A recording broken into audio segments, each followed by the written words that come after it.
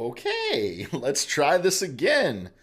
Yes, we are going to be playing Dauntless tonight, popped off after the PvA Nightly Rundown. Now that everything seems to be back in order, can you hear my microphone? Can you see the stream? Can you see that my hat is being semi chroma keyed out currently? Um, yes, everything is back to normal. I don't know what was happening with Streamlabs, but it seems that all the bugs have been worked out. Everything seems fairly stable on my end. Welcome to the PvA Nightly Rundown. I'm your host, Luke Croft. This is the nightly show where we get together and I run you through all of the video game news that happened throughout the day so that you don't look like a fucking idiot at the water cooler tomorrow when somebody's like, "Hey man, did you see that they revealed Modern Warfare 4 yesterday?" And you can say, "Nah, you idiot. It's just Modern Warfare. It's just a reboot." All that and more today on the PvA Nightly Rundown. I've got you covered, guys. Um, Glad everything is currently working.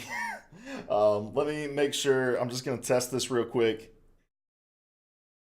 Fantastic. It's not even coming out of the proper source. Let me fix that, guys. What is going on right now? I've got to come over here to my settings probably and output audio,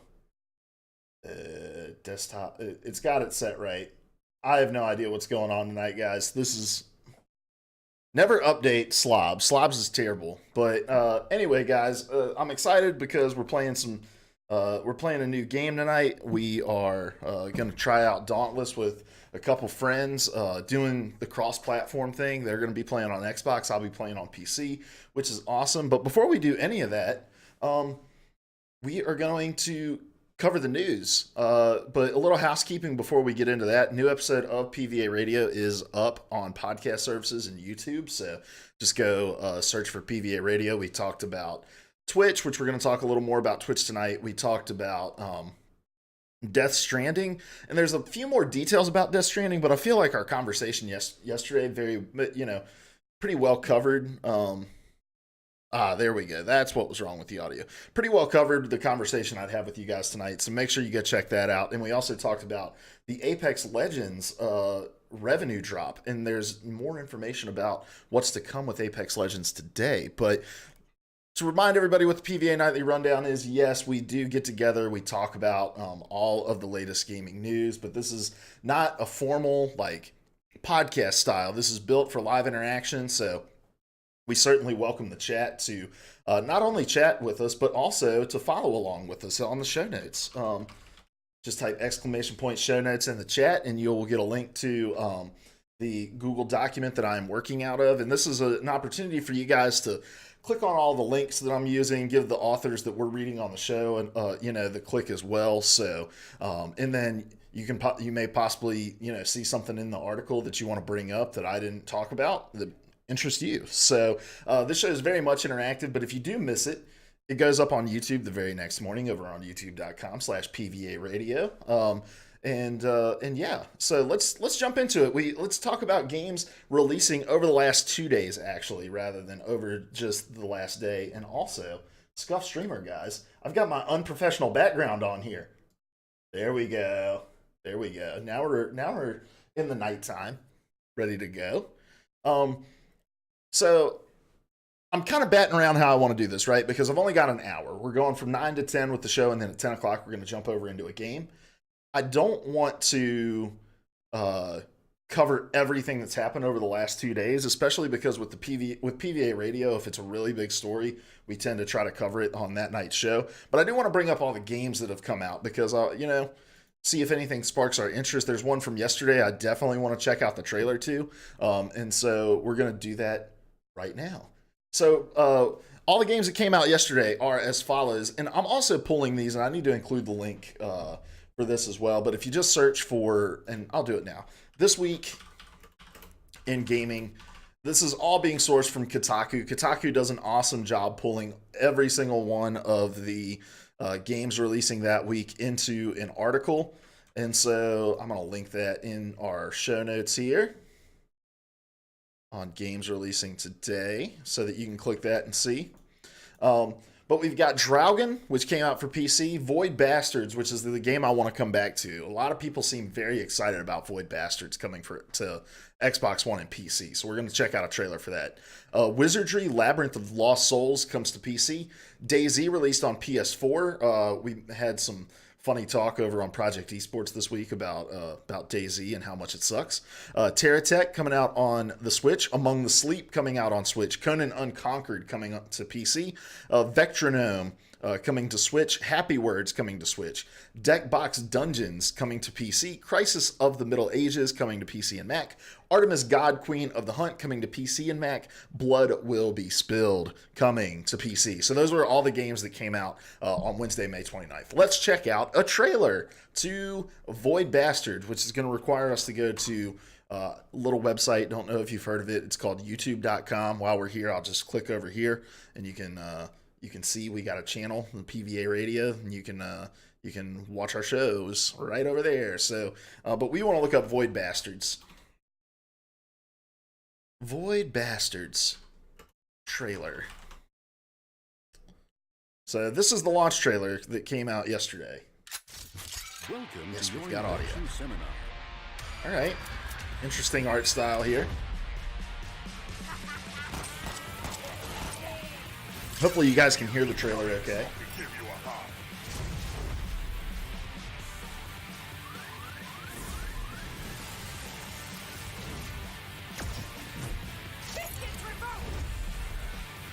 I don't know. All right. This looks pretty cool. I can see why people might be excited about this. And this is also, I think, available via Xbox One Game Pass. I mean, Xbox Game Pass. We're going to talk about Xbox Game Pass here in a little bit tonight as well. So, all right. I'm down. I can see why people are excited about that. That looks pretty cool. Yeah. So that came out yesterday. I believe it is available day and date on Xbox Game Pass as well, so you can check it out over there if you're a subscriber to that. All right, so what came out today? We had Anarcute coming out on Switch. Ages of Mages: The Last Keeper coming to Switch. Super Cane Magic Zero on PS4 and Switch. Outer Wilds coming out on Xbox One and PC. Another game that looks really awesome and I think is available via Xbox Game Pass. Gato Roboto coming out on Switch and PC. 30-in-1 game collection coming for Switch. Dyna Bomb coming for Switch. Cricket Captain 2019 coming to PC. World of Myths coming to PC. Retro Pixel Racers coming to PC. And Rototex coming to PC. Guys, tonight we are not drinking bubbly. We're drinking Shock Top, the world's greatest beer. Why is that? That's just straight up white. Getting chroma keyed out there. Pretty dope. All right, so there's all of your games releasing this week. And then we do have announcements about the games that are coming for free to both Xbox Games with Gold and to PlayStation Plus. So let's cover those real quick. We'll start on the PlayStation. This comes from the PlayStation blog. Borderlands, The Handsome Collection, and Sonic Mania, two really, really solid games. I know there's a lot of like memeing that happens on current Sonic releases, but Sonic Mania is very much on par with the early Sonic games. So if you're a fan of, Sonic 1, 2, and 3, Sonic and Knuckles, definitely check out Sonic Mania. It is worth it. I have it on the Switch, which I think is a perfect place to play it, but PS4 does as well. And then Borderlands, The Handsome Collection, another game, really solid option. So I'm pretty pleased with this lineup right here. It is a little sad looking at the PlayStation Plus list now that we're not getting, Vita games or VR games or PS3 games. And so you see the two games alongside the four that Xbox has, and it's always just a little tough to see. But here are your games with gold for this is from Dual Shockers. Games with gold for the month of June, starting tomorrow, Saturday, you'll be able to get NHL 19, which I believe is the current NHL game. NHL 20 will be coming out later this year. And then on the 16th, you can get Rivals of Aether. The other game you can get right now, I think, is like the Golf Club or something like that. So, and then your backwards compatible games from June 1st through the 15th, it's going to be Portal, and then the 16th through the 30th, it'll be Earth Defense Force 2017. So if you're a subscriber to those, make sure you at least claim the games, you know? Who knows? You may be like, man, I'm not interested in NHL 19, and then you find a girlfriend who loves hockey in 2 years. And she's like, I really want to play a hockey game on your Xbox machine. And you can say, I don't. Wait a minute, I do. I claimed NHL 19 back 2 years ago in June when Xbox was offering it. Thank you, Microsoft, for saving my relationship. All right? So make sure you claim them. It's free. Free to do if you're a subscriber to Xbox Live Gold. So, all right, guys, let's jump into the news. And I want to start with a little follow-up because Cody and I solved all of Twitch's problems, and they didn't give us any credit. This is from Sharif Syed over at VG247. It says, Twitch now requires two-factor authentication for new streamers following Artifact debacle. The Twitch trolls who had been using Artifact's channel to stream anything but the game have been shut down. Over the past few days, you may have noticed that Valve's Artifact was ranking higher than usual among Twitch's viewership, meaning that it went from the 70 average viewers that it had at any given time to thousands of viewers at any given time. The game jumped up to the first page after languishing towards the end of the list for months. Of course, this was not due to a sudden interest in Artifact. It was just streamers trolling over the course of the most yada, yada, yada. We know all that, right? So here was Twitch's response. So at first they put an account age requirement on all, an account age requirement for anyone who wanted to stream. So, and they didn't announce what that was. You have to imagine it was probably a few days because they were realizing that there was a lot of bot accounts that were popping up in order to stream these kinds of things. But they put out this tweet earlier today. This was 19 hours ago. They said, we've been working around the clock to resolve this issue and are pleased to share the new creators that new creators can now stream again on Twitch to help keep Twitch safe. All new streamers will need to set up two-factor authentication. Here's how. We take what happened very seriously and are making additional changes to prevent this kind of coordinated activity on our service in the future. Thank you all for your patience. So this is exactly the solution that we put forth yesterday on PvA Radio. It's the exact solution I think I put forth on Project Esports as well, that I think tie it to a number.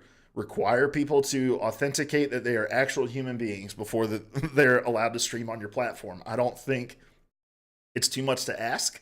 I think Twitch is a platform based on trust that it has in its users, right? Because I can stream anything I want in an instant to millions of people online. And so I think it is not too much to ask that I have to put in a phone number, allow Twitch to send me a text message, and put in a verification code. I'm hoping that they announce some additional measures on top of this, including like account discipline activities being tied to the number rather than the account. So if somebody were to set up, because I imagine this isn't just you can only use the number one time, right? You have to imagine this is, as long as you keep tying your number to accounts, you can make as many as you want. I can see that being abused, right? So I would want it to be, hey, if one of your accounts gets banned on this number, none of your accounts that are on this number are going to be able to stream either. So I'm hoping that they go a little farther than this, but I think this is an excellent start to help slow the pace of just all of the stuff that was going on with the platform over the last few days. So yeah, I just wanted to give a quick update there because we'd been talking about that for quite some time now. All right, next item on the list. A little gaming franchise not too many people have heard of, Call of Duty, has a new game coming out in October of this year, and it was officially revealed today, one of the worst kept secrets in gaming history. Call of Duty Modern Warfare has been announced. You can read all these details over from Oscar Deus at GameSpot. Whatever your platform of choice is, I'm sure you can find it. I don't really want to watch this official reveal trailer for a couple reasons. Number one, you've probably already watched it. And number two, Activision can get kind of squirrely about, shutting down accounts if, or not shutting down accounts, but putting a copyright strike on your video when we push this over to YouTube. So essentially, a lot of the stuff we've been talking about is coming to fruition with new details as well. So what have we talked about already? It's Modern Warfare. It is a reboot of the franchise. It's going to feature Captain Price, who was, an integral part to the original trilogy of games as well. It's going to be kind of a gritty representation of modern war. There's even talks that there is a scene in the game where you are a child soldier, and so we've talked about this a little on the last couple episodes, but I'm still very uncertain that Call of Duty is the franchise to be handling a gritty representation of war, right? Like who is Call of Duty to who have they been over the last several releases that they think that they can provide some sort of commentary on war? But at the same time, I don't want to be too judgmental of a story I haven't played through yet. When they revealed Ghost Recon Breakpoint, I also had that same thought, right? Of like, I mean, a lot of people had the same thought about the story. Like, oh, this story's going to be terrible. They're going to be shoehorning all this stuff, thinking that they're saying something they're not. And that kind of annoyed me. So I don't want to do that with Call of Duty. I don't want to annoy myself with that kind of opinion, because I want to give them their chance. The trailer looks awesome. And I think that they're technically skilled enough, and they have probably certainly brought in new people who are able to do that kind of storytelling. So, but within that, a big piece of news, I guess, is that they're bringing back the campaign, which is something that was cut from Black Ops 4. So, which I think is a big deal to a lot of people. I love the Call of Duty campaigns, regardless of how well executed they are. I had a lot of fun with World War II, with Black Ops 3, with Advanced Warfare, all of those different games. I had a lot of fun with their campaigns. So for them to bring that back, which I think is, as much as Call of Duty is synonymous with online multiplayer first-person shooters, I think they are also. I think that the campaign has always been a big portion of its identity, and it felt like something was missing from Black Ops because they didn't have it. So, and I'm just sitting here with my show notes open. So what else did they announce that's new? There's going to be 3 modes at launch. There's going to be a single player mode, there's going to be the multiplayer mode, and then they're bringing in some sort of co-op mode. And I've been reading some speculation. A friend of the show,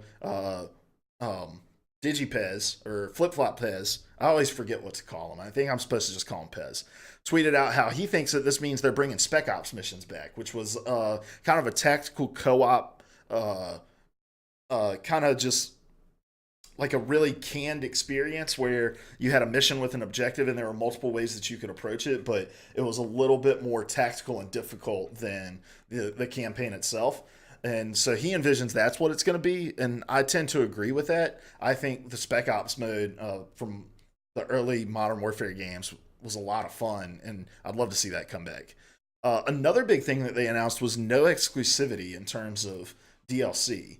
So, for years and years, Call of Duty had the relationship with Microsoft, and then at the beginning of this generation, because of sales figures and those sorts of things, they flipped their allegiance and went over to Sony, and so Sony players were getting DLC, exclusively early.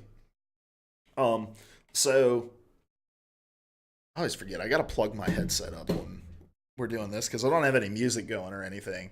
But hold on, let me get this plugged up. So anyway, there's going to be no DLC exclusivity, no exclusivity windows for content, which I think is a really good thing. And I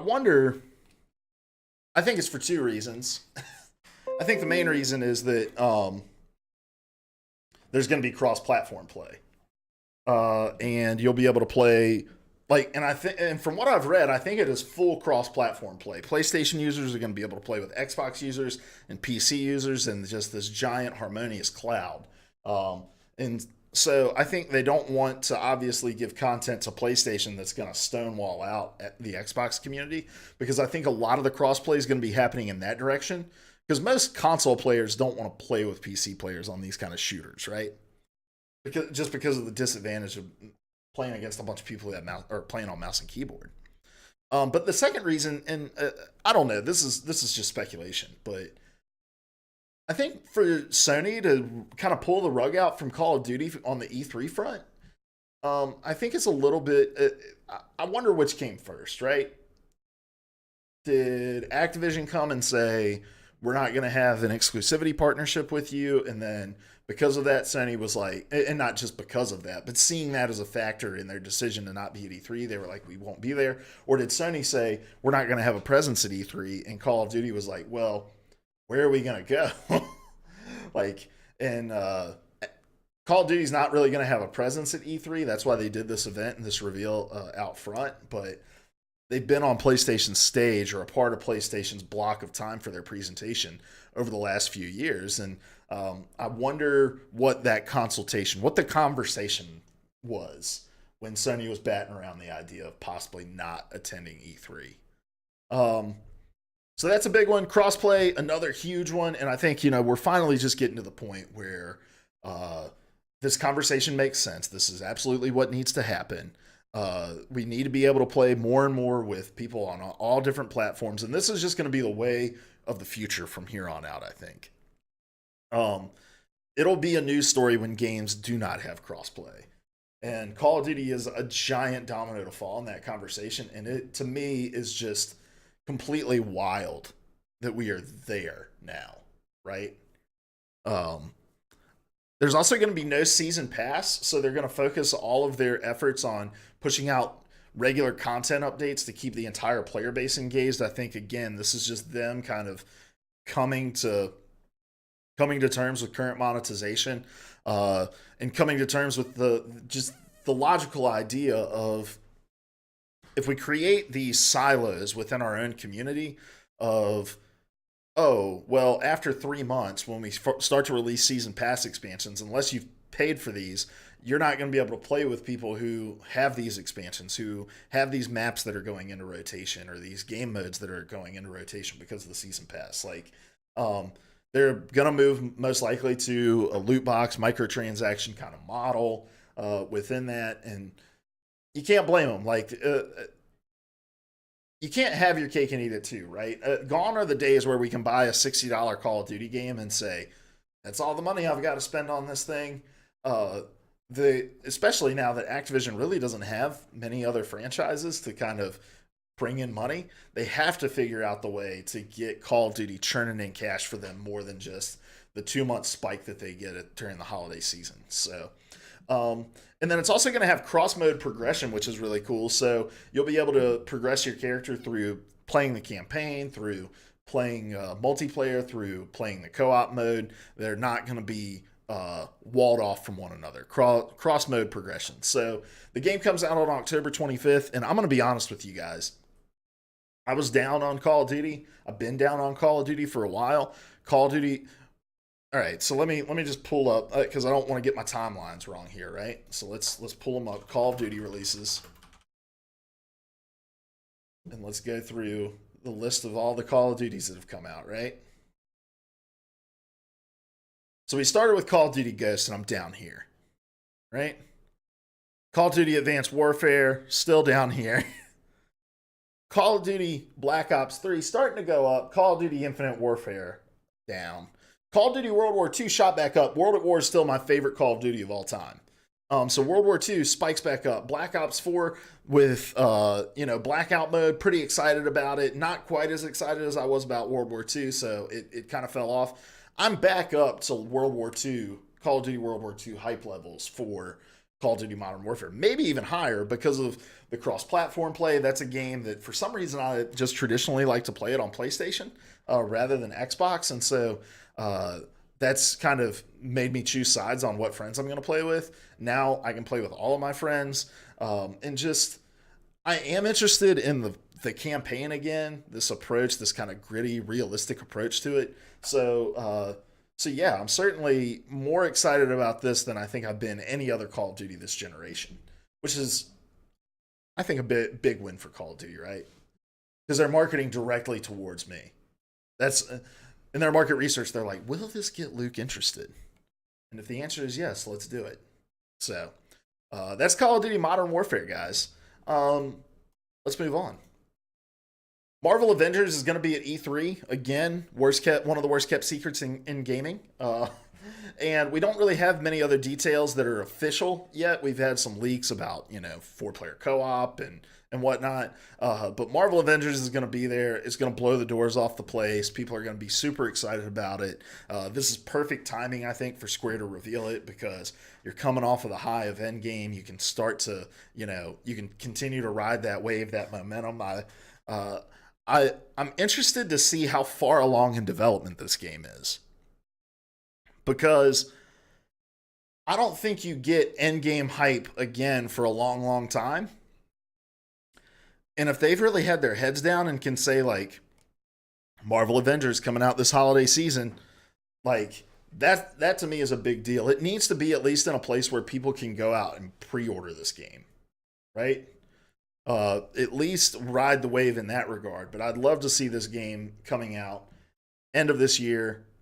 Really end of it. Like, a holiday season for this game just makes sense. Parents are at the GameStops and the Walmarts and the Targets of the world, and they see the giant ass posters for Marvel Avengers games, and they don't even need to ask their kid. They know, like, my kid wants to play that. So Marvel Avengers is coming out. We'll have more details on that when we get to E3. And again, just to kind of reiterate, there's been a lot of speculation and rumors flying around about what is going to be at E3. I haven't been covering those for a couple reasons. Number one, I don't really like to read those stories, because to me, E3 is a big surprise, and I love it. It's like a giant present under the tree. Each conference is like a present under the tree that I get to unwrap. So I certainly don't want to spoil myself on it, right? And the second reason is we're doing a prediction show, right? And we're going to try to keep our predictions away from what's been leaked, and keep it simply to things that we kind of come up with in our own brains. So I'm staying away from those things as well, just because I don't want them to influence my predictions or the discussions that we have around them. So we're really only talking about things that are officially put out there. So, like, we've got a story later about some stuff that's going to be at Ubisoft's presentation, stuff like that. So, but that's all official. That's what we're talking about. But before we get there, let's talk about some Respawn news. Respawn has revealed the first details for the Apex Legends Season 2 Battle Pass and a new in-game event. So this is from Janet Garcia over at IGN. It says Respawn is gearing up for June with some initial details on the Apex Legends Season 2 Battle Pass and a new 2-week-long in-game event called the Legendary Hunt that starts next Tuesday. The Season 2 Battle Pass for Apex Legends isn't just about adding content, it's about bettering the player experience. In an EA blog post, lead product manager Lee Horn focused on improvements fans can expect from Season 2 versus what they experienced in Apex Legends Season 1. So far, these adjustments make progression easier and add more rewards. So here's a couple of the things that they drew attention to. First, you're going to be able to level up via daily and weekly challenges. So they're kind of taking a page out of the Fortnite playbook. I think it's very smart. Daily and weekly challenges give people a reason to keep coming back and engaging with your content. Your time to Battle Pass level 100 is going to be significantly reduced. And I'm not really deep enough in any Battle Royale to know how quickly or slowly you want people reaching the Battle Pass level 100. If there's somebody in the chat who is a BR fiend and can kind of provide some clarity onto why this is a good change. I would think that with the daily and weekly challenges, you want to, like, any game like this, and this isn't just BRs, this is loot shooters, things like that. You want the carrot to be just out of reach, right? You don't want it to be so far out that people are like, well, fuck that. That's like a million miles away. I'm not going to walk to that. And you don't want it to be so easy that, like, they can just reach out and grab it. I have to imagine Apex Legends was probably one of those, like, oh, it's so far out and there's so little that's worth it in this battle pass. Why would we even try? So I think that it's good that they're making those adjustments, but I think that you have to do them with the idea of, like, we don't want to make it so easy that it's going to hinder engagement, especially when we start putting daily and weekly challenges into the game. And maybe they'll have different rewards tied to those challenges as well, which would be really cool to see. There's going to be 3 additional legendary skins added to the rewards track. That was something that I know a lot of guys that I play Apex Legends with said, like, it's bloated with a lot of stuff I'm not going to use. stat trackers for characters that I don't play, you know, voice lines, things like that. It doesn't have enough of that like really solid content that people get really excited about. So for them to add 3 more legendary skins, I think is a really really cool thing. They're going to have 3 entirely new content categories to replace badge and stat tracker rewards. So, you know, again, making the loot more appealing, so that you're looking at your battle pass progression and saying, "Oh man, there's something really cool coming up in 2 levels, so I want to keep playing." You'll earn enough crafting metal rewards from the full reward track to craft a legendary item or whatever your heart desires. So even at the end of the track, you're going to be able to get something else that you don't currently have. So that's really cool. For now, fans can try their hand at a new event starting next Tuesday called the Legendary Hunt. The event focuses on finishing in the top 5 in any match. Doing so will get you into a queue full of other top 5 winners. To stay in the queue, you'll have to keep placing into the top 5. I think this is a great idea for a couple reasons. Well, hold on, let me finish. But the Legendary Hunt isn't just about being an elite. Limited time challenges can earn you rare, epic, and legendary skins, and a double XP weekend can net you some quick progression. Additionally, every 3 to 4 days, a new Legendary Hunt skin will be available for purchase. I think this is cool, number one, from the engagement standpoint. Again, you want to keep filling your game up with reasons for people to come back. Number two, I think this is cool from a streaming perspective. Some of the cool things that streamers are going to be able to do with this mode to say, like, hey, you know, we're going to try to stay in the top 5 for X amount of games. And if we ever drop out, like, oh, we're going to do a giveaway. Like, so much of marketing anymore in modern day video games is like, what tools can we give content creators and streamers to leverage in order to keep promoting our game? It's free promotion when Apex Legends is, you know, near the top of the list for most people who are watching it. So overall, I think these are really cool changes. That's cool, but the aimbotters will ruin it. I know on the PC version that's been a huge issue, but I also know that they've taken a lot of measures to ban accounts that have been doing that. I don't know if those have been just simple account bans or IP bans, but I think that's gotten a little bit better. I definitely know it's not like fully rectified, but I think these are, from a content standpoint at least, really solid approaches. Because yes, I think aimbotters and cheating is a really big issue. Heard it was a hardware ban. Okay, all right, yeah, that's a pretty big deal. So, I think yes, aimbotting and cheating is a big problem, but they're facing engagement issues across all of their platforms, even on platforms where it's a lot harder to aimbot, like on console, right?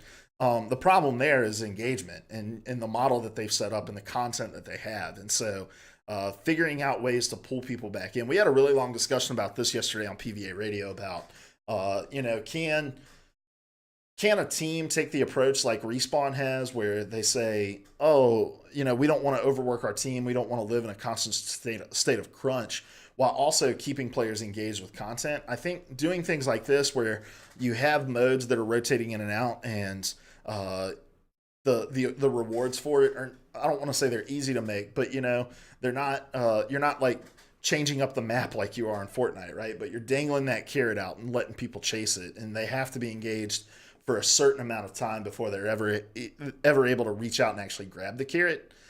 That's the thing that's going to help them in the long run, I think. Like, figuring out simple content ways to keep people coming back to their game.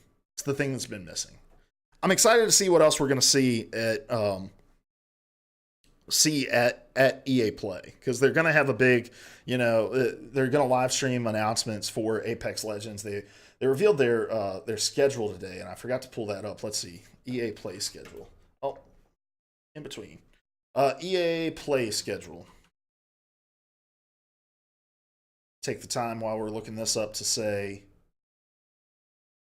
we are going to be playing Dauntless at 10 o'clock, so in 20 minutes. Yeah, all right, so here we go. There's some interesting things to note here. 9:15 a.m. is going to be the countdown to EA Play. This is all Pacific time. 9:30, Star Wars Jedi Fallen Order. 10 o'clock is going to be Apex Legends. 10:30, Battlefield 5. 11, FIFA 20. 11:30, Madden NFL 20. 12, The Sims 4. You guys notice any games that aren't here?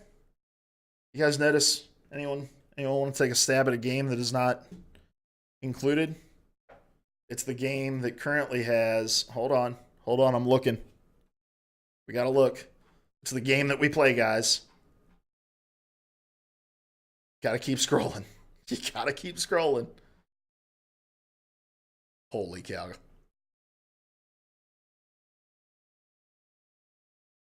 It's the game that currently has 170 viewers watching it. It's right up here above my, right here. Anthem. Anthem is not going to be at EA Play. That game is like a few months old, and it's not going to be at their big E3 event, their big announcement event. We're committed to it, guys. We're committed to making it great. We're not even gonna do a live stream event for it at EA Play for our hardcore fans of our franchises.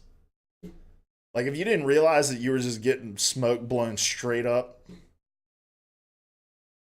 naive. You're naive. Speaking of Anthem, we'll skip ahead a couple items to talk about this. They did announce their Cataclysm event. I don't want to spend too much time here because there are 170 people that are playing Anthem. Not many people care about this.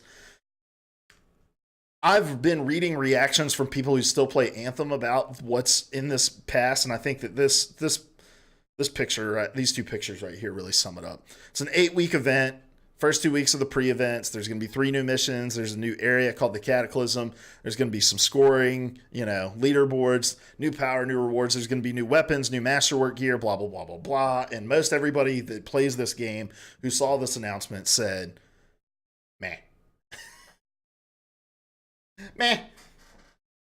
Hey guys, we've been keeping you in the dark about our endgame stuff for the game that's been out for a few months, and now that we're going to release it, it's going to be incredibly overwhelming, and then we're not even going to be at EA Play to back it up. We're not even going to give it the time of day when we're at our biggest event of the year, guys, but we're fully committed to it. A bunch of baloney. Bunch of hogwash, guys. You've been swindled by EA yet again with Anthem. Been swindled. Guys, I'm just going to tell you this. If Bioware ever says we are committed to our game, don't believe them. People would probably laugh at them at E3. Absolutely. I don't know, man. I don't know how you bastardize a studio like BioWare as badly as EA has over the last 2 games. And especially with Anthem. And just continue to make the same promises and the same mistakes and expect people to keep coming back. Like, it just makes no sense to me. And it makes no sense to me how anybody can ever trust BioWare when we start talking about, the next Dragon Age Inquisition game. Like, this has been the pattern over the last 2 games. It doesn't sell, it doesn't get engagement, we're just going to abandon it. And there's 170 people watching it on a Thursday night on Twitch. They released this in a 40-minute live stream that I didn't hear anything about until it actually happened. And they're not even going to give it the time of day at their own biggest event. Guys, don't buy these games. Don't buy these BioWare games. This is what you can expect. And it's really, really sad. It's really sad that there is a developer that was as renowned and as storied as BioWare that is now just a shell of itself. And its own fan base can't even trust it to do the right thing. All right. Off my soapbox. Next item on the list. The makers of Divinity Original Sin 2 are teasing Baldur's Gate. I don't know a ton about this. I'm going to be totally straight up honest with you, but I know Baldur's Gate is like every nerd's love. Everyone who loves RPGs loves Baldur's Gate. So it says, are the developers behind my favorite role-playing game of the decade making a sequel to my favorite role-playing game of the decade before? This is from Jason Schreier over at Kotaku, who nerds out about both these games at every opportunity that he can on the shows. Says, it sure seems that way, as Larian Studios, makers of Divinity Original Sin 2, are teasing news of a Baldur's Gate 3. This morning, Larian put up a teaser on the company's website with a big old 3, see above, It's right here. This picture, this photo, which led many of us to believe that Divinity Original Sin 3 was en route. But some clever HTML snooping, which, guys, when we talk about clever HTML snooping, we are talking about this. We're talking about right-click, inspect. All right? This is your HTML. And when you put up a splash page that's just a logo, right? There's not a lot of HTML that goes into it. So, in fact, let's see. Let's see if we can pull this up. All right, so we've got a few elements. We've got a footer privacy policy. We've got this logo. We've got a couple social buttons. So if I click inspect on this, right, and I look, I haven't tried this before. Maybe they've updated this to where it doesn't have it in it. But all right, here's your image right here. Where did they say it was? Clever HTML leads us to a whole bunch of hints that this is a Baldur's Gate 3. All right, he doesn't. I'm sure they explain in here, but yeah, when we talk about HTML snooping, this is all we're talking about. It's not some like real hacker stuff, right? Again, I don't know a lot about Baldur's Gate. I clearly don't know a lot about HTML except how to use the inspect tool. But I know that people are excited about this. These are two huge names. I know Cody is a big Divinity Original Sin guy. He's tried it. He's had a blast with it. And I know several other people who really enjoy Baldur's Gate. And so for them to be making this game and put somebody who's proven that they have the RPG chops to do it, I think this is something to be excited about. So you have the official PvA Nightly permission to get hyped about Baldur's Gate 3. All right, next item on the list, guys, because we gotta keep it moving. We're 15 minutes away. Xbox Game Pass is coming to PC. Oh, this is from PC Gamer, written by Wes Fenlon. It says Microsoft's E3 showcase isn't going to be all about the consoles this year. The PC is getting some love too, including details on how Xbox Game Pass is going to work on PC. It's officially coming, and it's going to be at least somewhat different from the versions available on consoles. We designed a service specifically for the needs of PC gamers and PC game developers.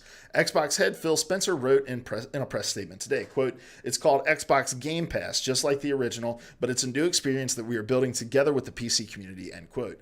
The basics are the same, starting with a library of more than 100 games from publishers including Sega, Paradox, Bethesda, Deep Silver, and Devolver. You'll be able to play as many games as much as you want for a monthly fee, with new games added every month, and Microsoft's own games will also be included right when they're released.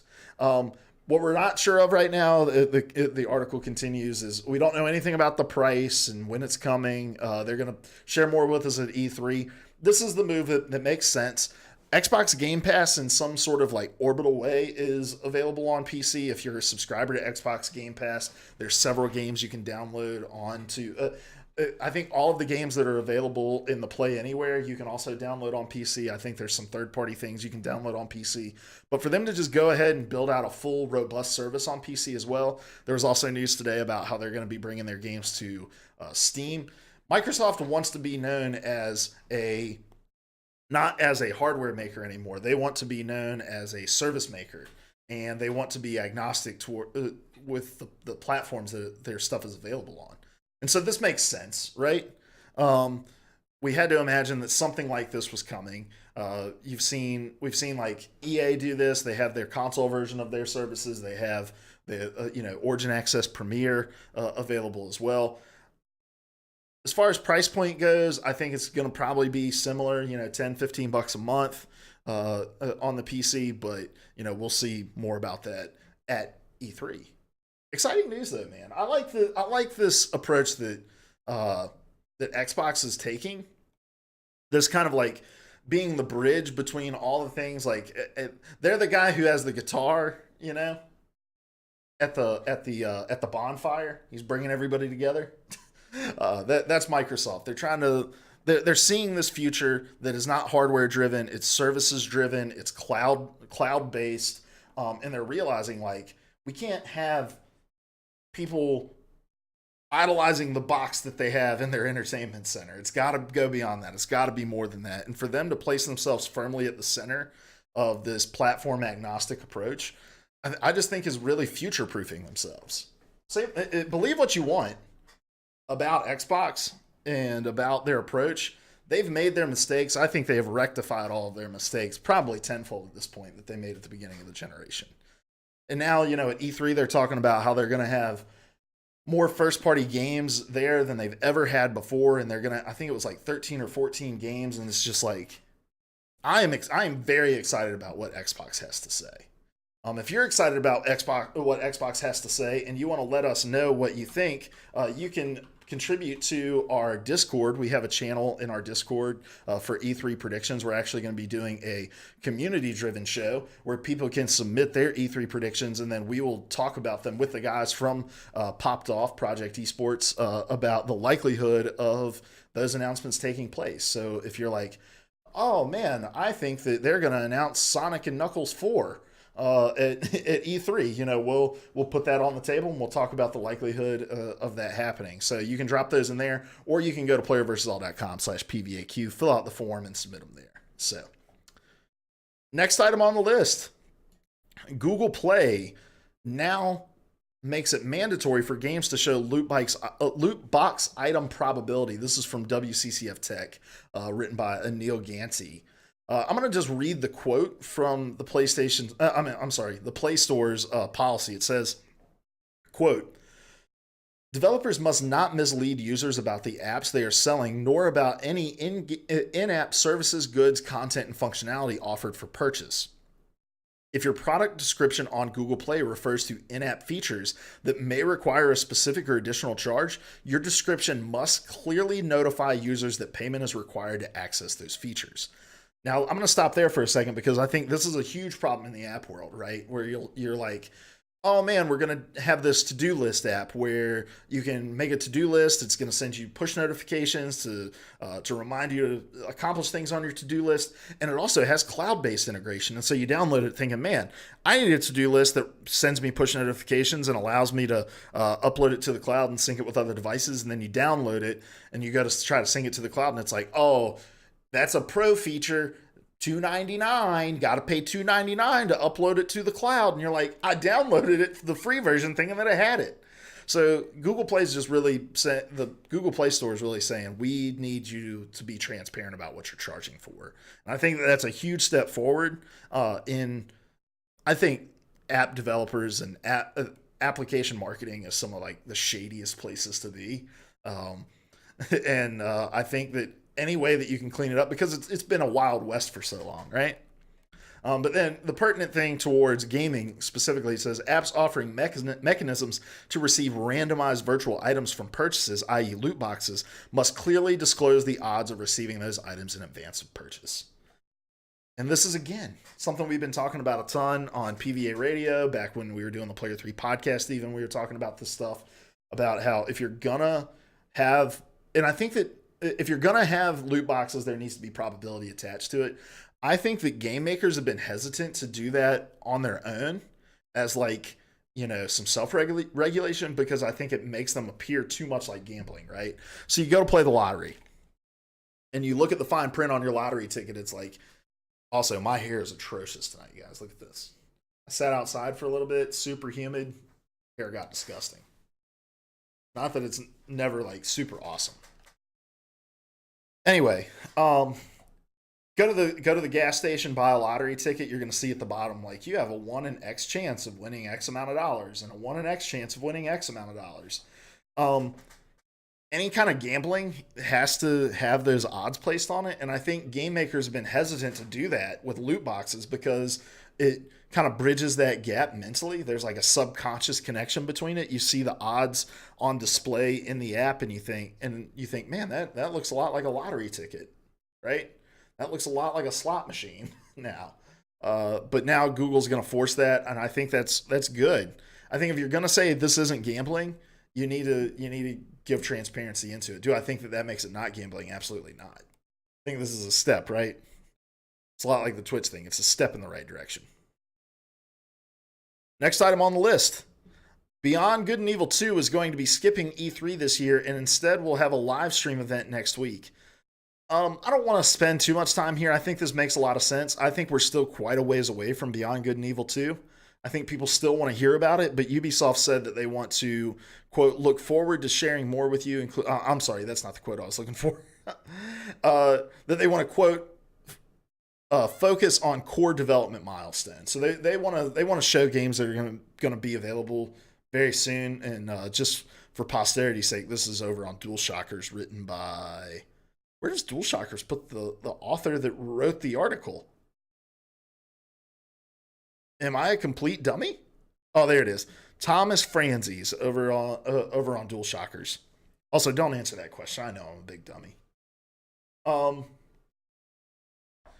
Yeah, so Beyond Good and Evil 2, they're going to take that out because I think Ubisoft's E3 is going to be a lot of, and play this September 2019, play this November 2019, play this February 2019, play this July 2019. Like, that's going to be the rhythm of their conference, and I don't think they want to spend time on a game that I am almost positive is going to be a PS5 game. And if it is, we're going to go back to, I think, last year's reactions to Ubisoft's press conference that we did on the Player 3 podcast, where I was like, guys, there's not a chance in hell this game is coming to the PS4.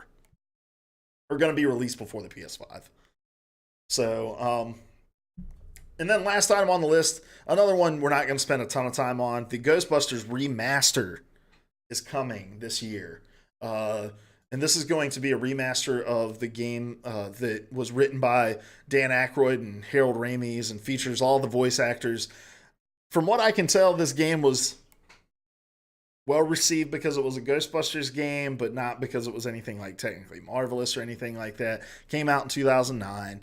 It's getting a remaster edition in honor of the 35th anniversary of the Ghostbusters franchise, which is just wild. That movie is that old. And it's going to be coming later this year. So that's cool. New Ghostbusters game coming. Guys, that's going to do it for the news. We did it. We made it in less than an hour. We've got 4 minutes to spare. So if you're watching this over on YouTube, we greatly appreciate it. Make sure you hit the subscribe button. We're doing this live over on twitch.tv/PvA Radio. If you want to catch it live, that's live every single Tuesday night, every single weeknight at 9 o'clock p.m., other than Wednesdays when we actually record our episodes of PvA Radio. Guys, if you're here in the live chat, on the live stream with me, bear with me for a second. I'm going to get the Xbox app pulled up. I'm going to text the boys, and we're going to play some Dauntless. All right? So thanks for sticking around for the PvA Nightly Rundown. We'll be back again for a new episode tomorrow so that you don't look like an idiot with your friends on the golf course on the weekend. And I say that because I'm hopefully going golfing this weekend. I really want to go golfing this weekend. All right, let's update the